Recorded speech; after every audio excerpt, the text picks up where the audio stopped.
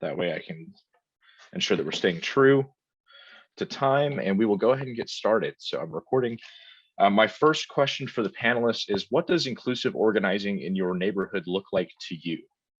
And so I will take an answer from any of the three panelists if you guys maybe want to just hop in. Again, the question is, what does inclusive organizing in your neighborhood look like to you? Okay, good morning. I'll go ahead and start. All right. If you don't mind. So 4 minutes, right, on each question? Okay, so I'll just add my thoughts. For inclusivity in our community, my opinion is for everyone to feel valued, respected, safe, and that they belong.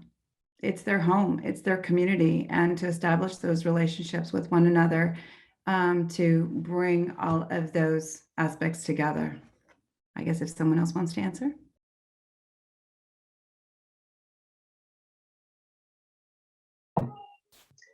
I believe that it means that, we all are actually working together to try to make our community the community that we want it to be.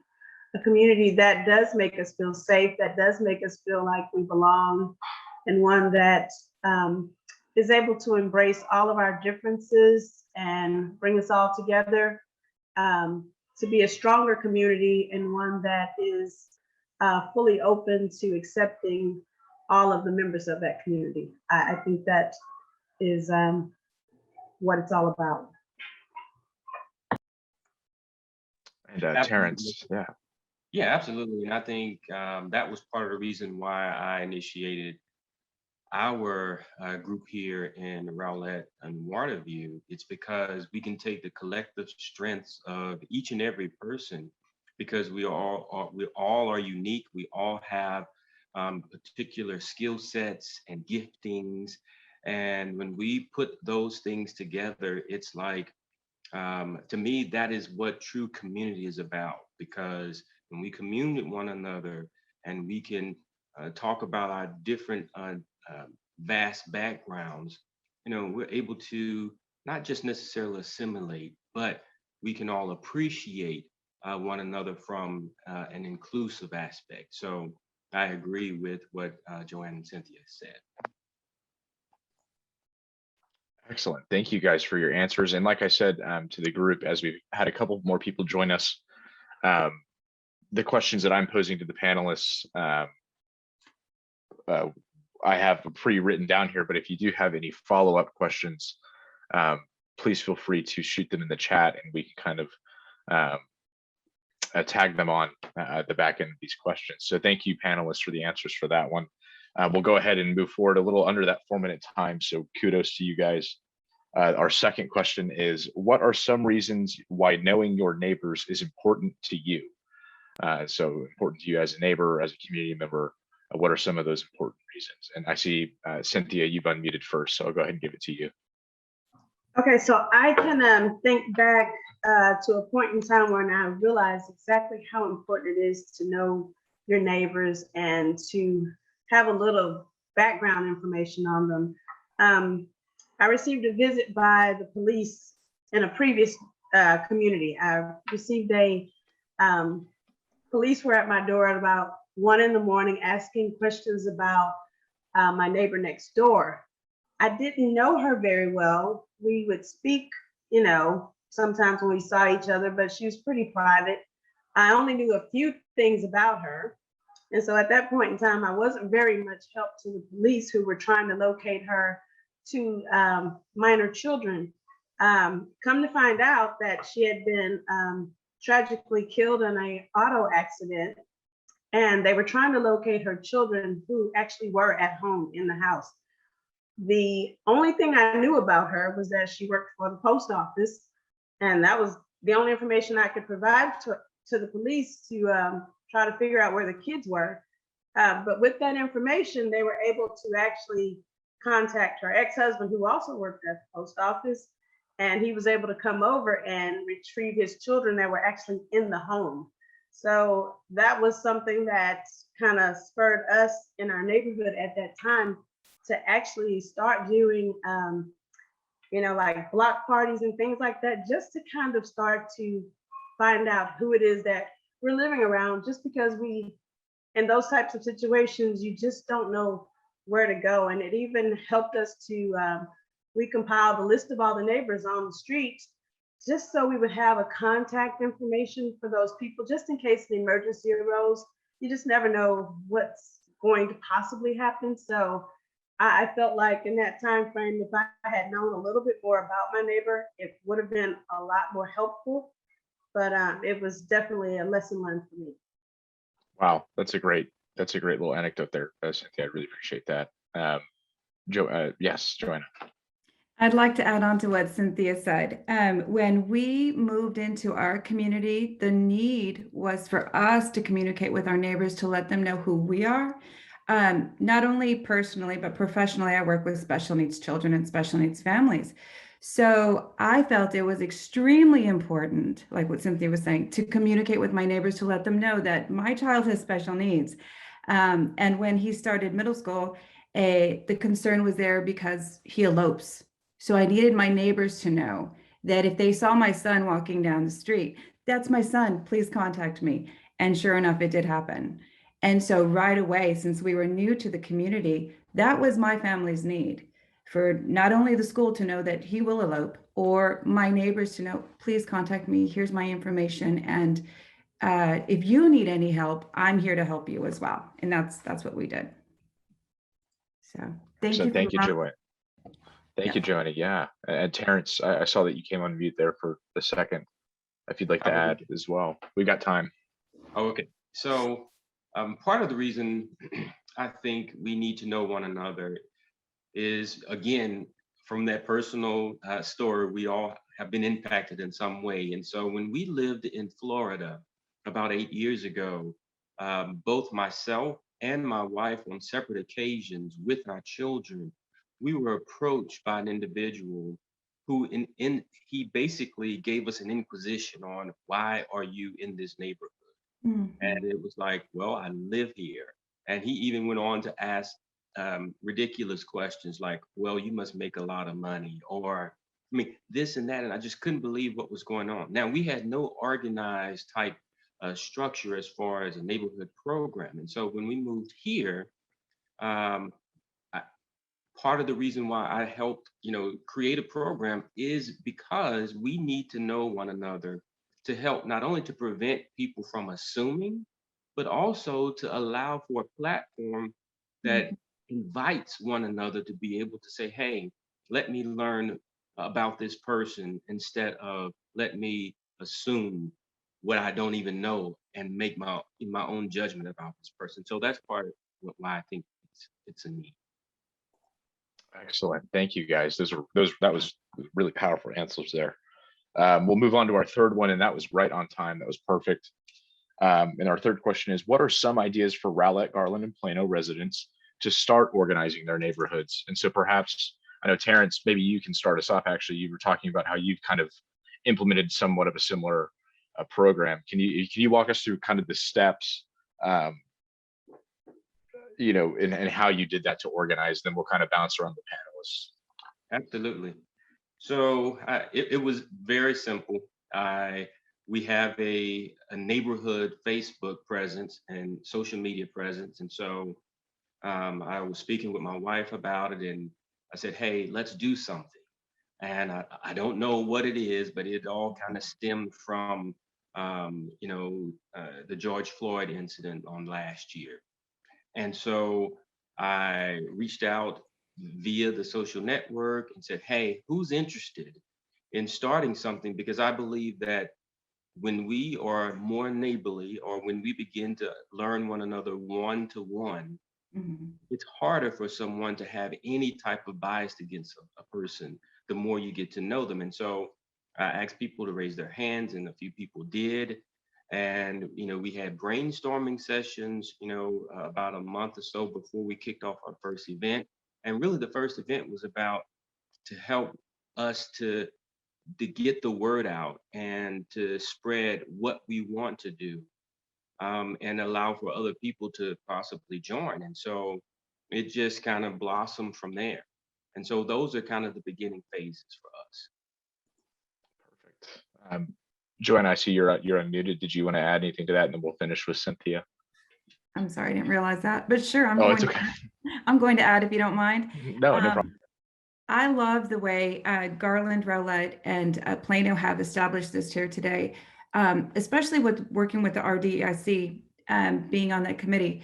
We are able to mimic what we see the cities doing, how they learn from one another. Then we're able to take some of those resources and use them in our own HOA, or just use them in our own neighborhood and backyards.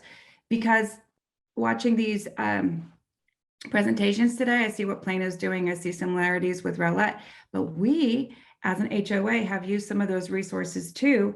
And so I love how we are just learning from one another, and just like with the opportunities that Terrence provides as well. I like that. Perfect. Thank you. And Cynthia, you want to wrap us up there? We got a couple minutes, minute and a half. Okay. So I would say it just kind of starts with just one person. If one person makes the effort to reach out to one other person, you can really start a dialogue and it will move forward. And earlier in the year, we were discussing different ways of trying to get to know our neighbors and ways for us to actually just kind of open up the lines of communication.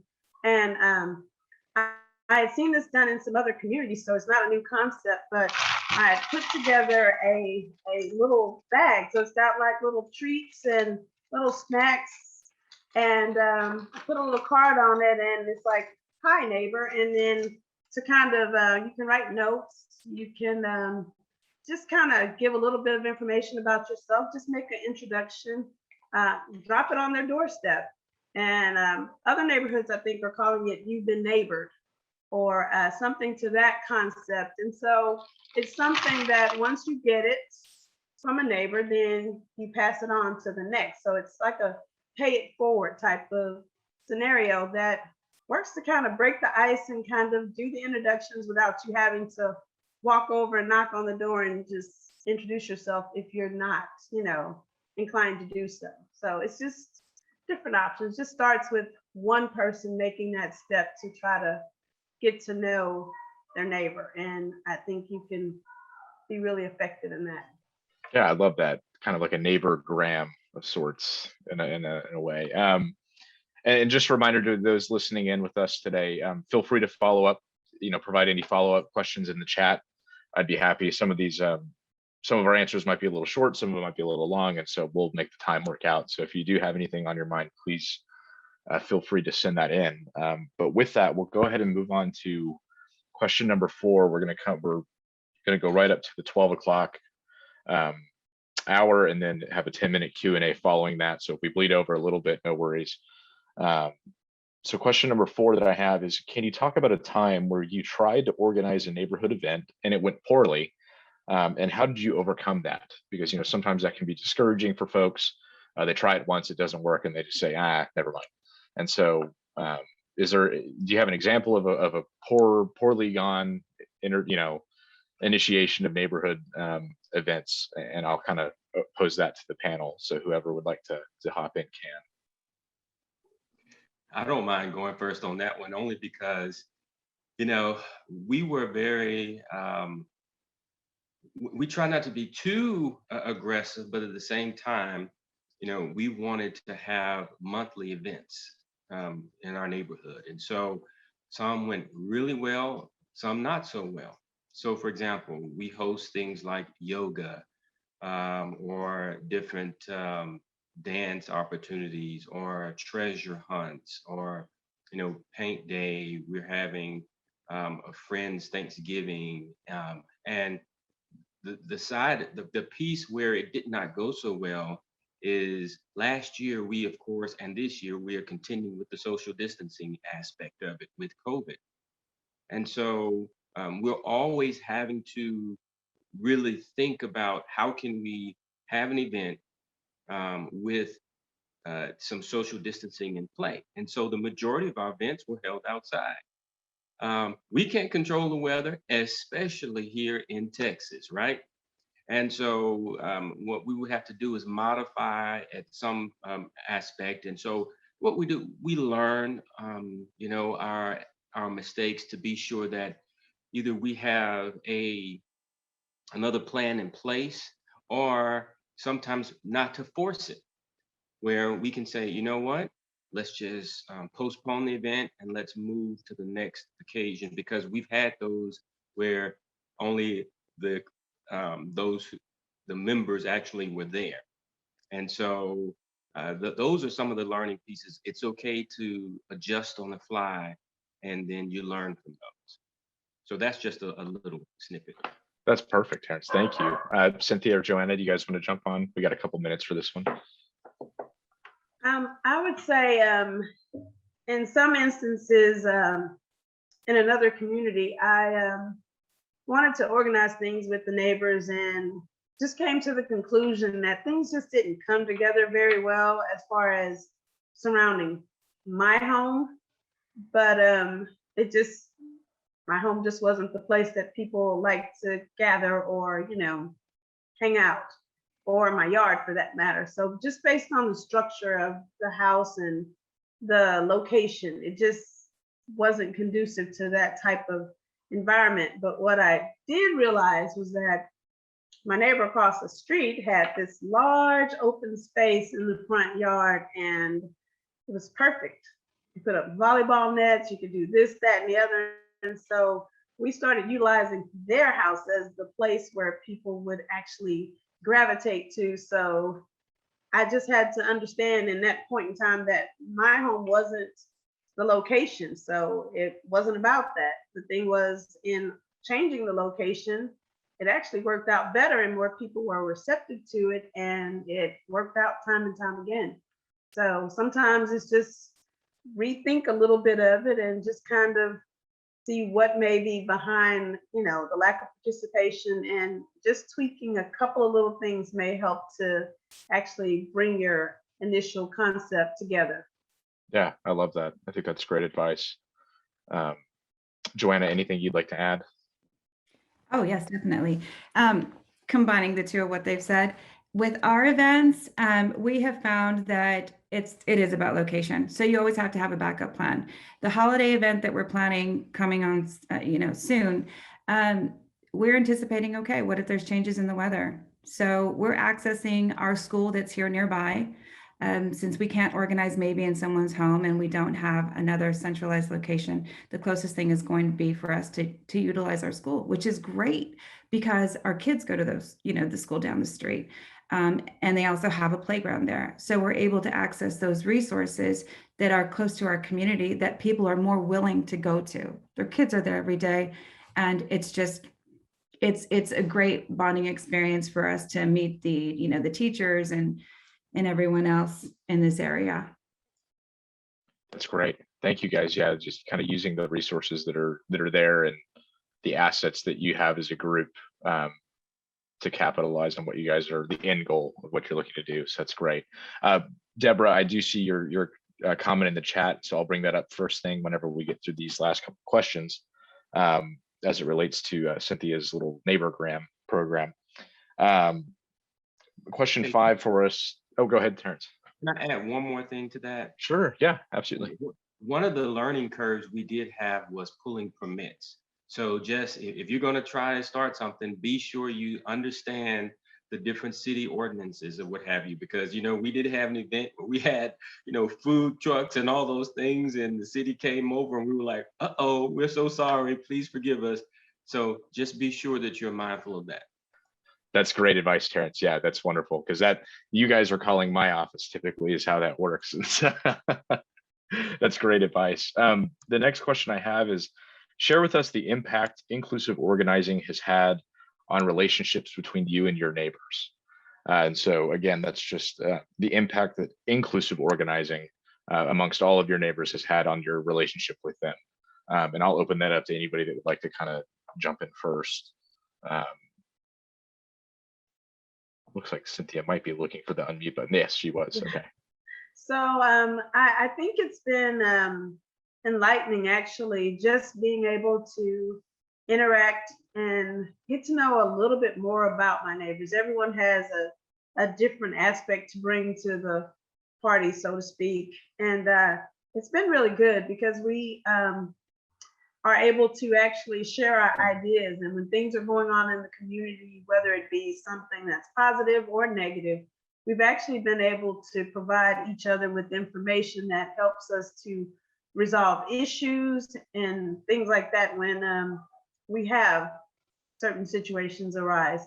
So I think it's just been extremely important because, you know, sometimes I know several years ago there was a storm here in the Rowlett area that was a major, you know, storm, and it did a lot of damage. And in those times, you really need to know the people that are around you, because at that point you can actually share that information. They can contact, if someone's home didn't survive but yours did, they could reach out to you and find out possibly the status of, you know, their home, or have someone to kind of look out for their home just in case there's looters and things like that. So I think it's extremely important to just have those communications, open line of communication, because you don't know what serious event could happen that you might need to all pull together to work it out. So that's what I found valuable. Absolutely. Yeah. Joanna, if you would like to, yeah, there you go. So I wanted to jump on this also because it's so important that we're able to learn what each person in the community brings to the table. So for our HOA, we were able to divide our we have a social committee. So we're able to divide our subcommittee in areas of people's strengths. So two people will do decorations, another two will do food, another two people will do location. And very important to what Terrence said, our experience was you do have to understand what city ordinances are out there.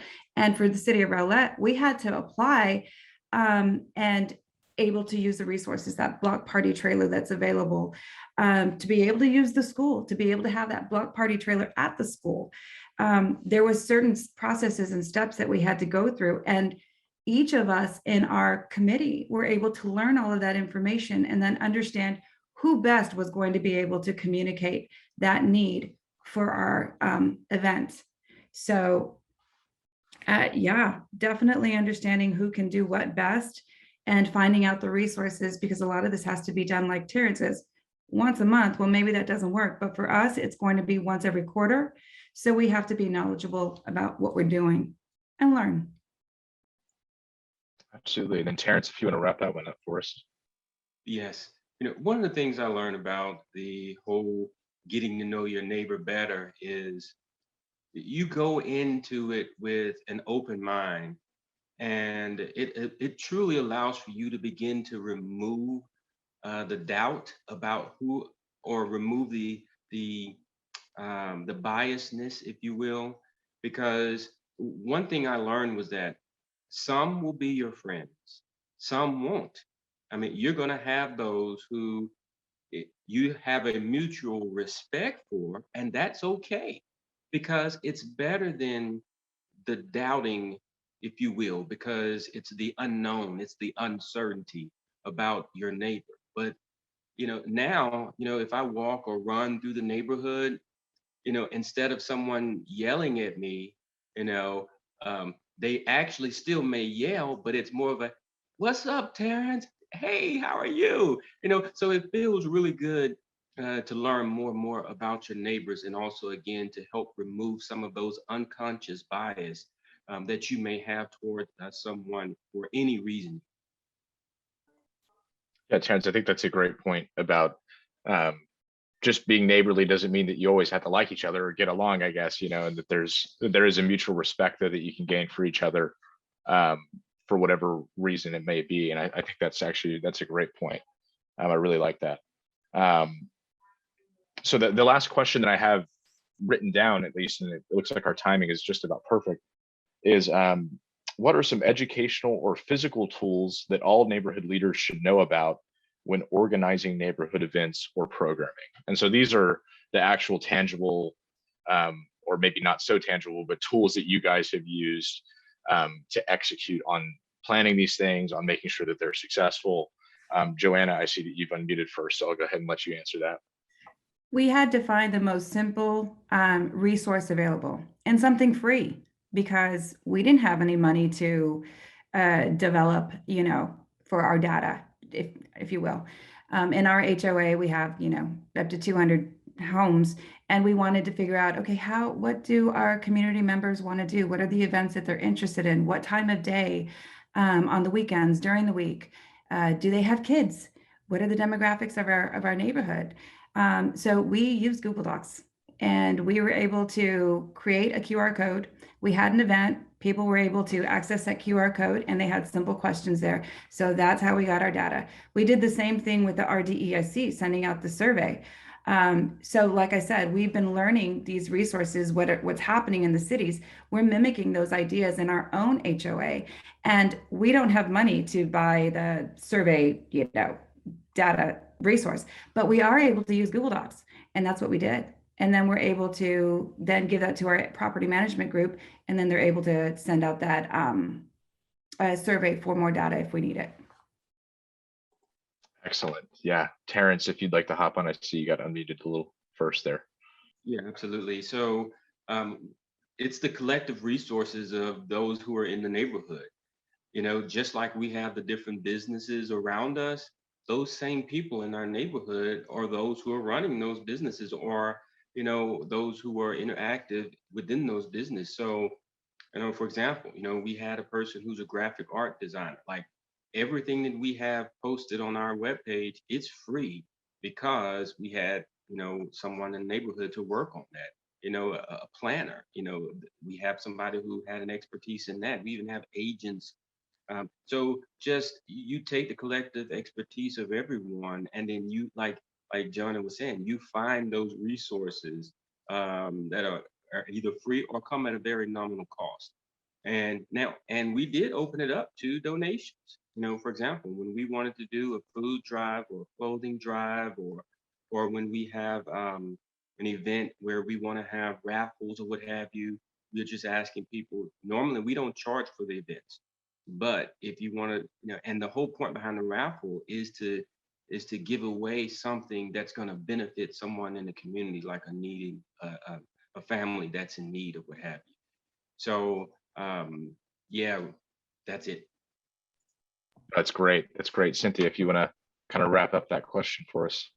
I think it's important first to kind of understand how and what the best line of communication is for your neighborhood. If everyone is social media and you have a social media platform that will get the information out, we'll definitely use that platform to inform and to gather information as well. I think it's important to kind of look around us and see what's there. Find out if any of the local businesses are willing to support your neighborhood in your efforts. Sometimes,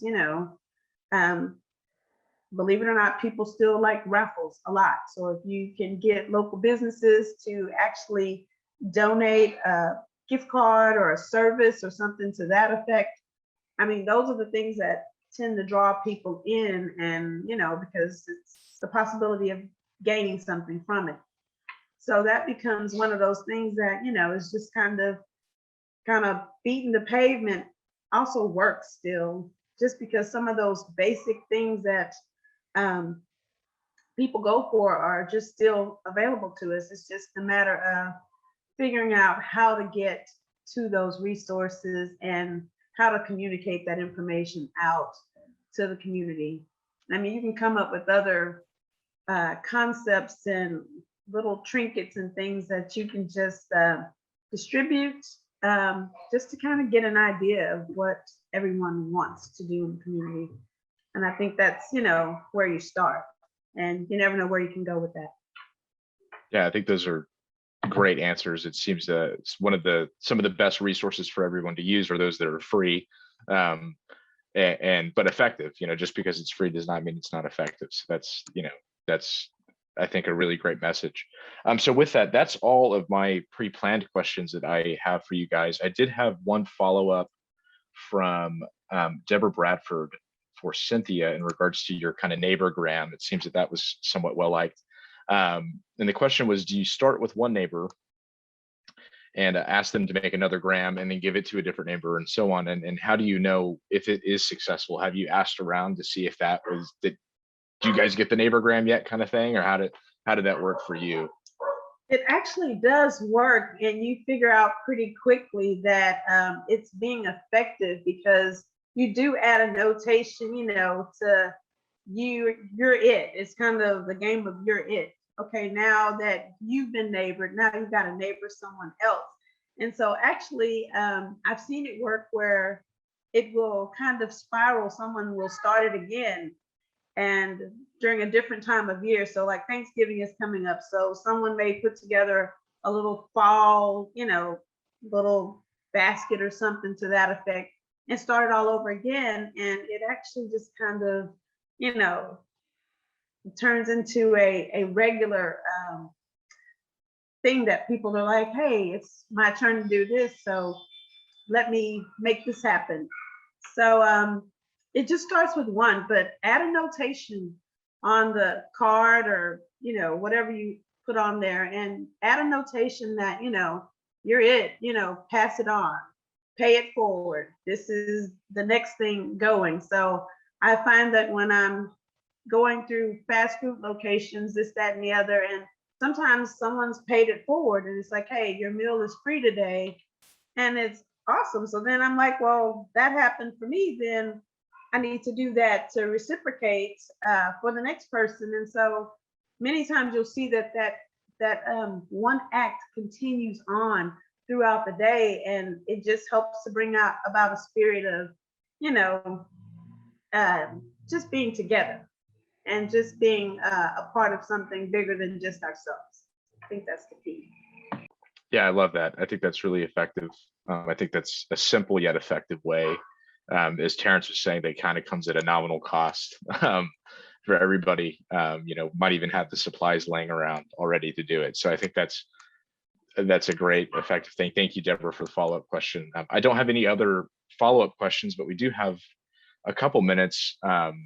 If our panelists would like to say anything else, for the most part, we've gotten through our questions. Just to kind of recap for everybody that might be joining us a little later, it really is about mobilizing and using the resources that are available to you.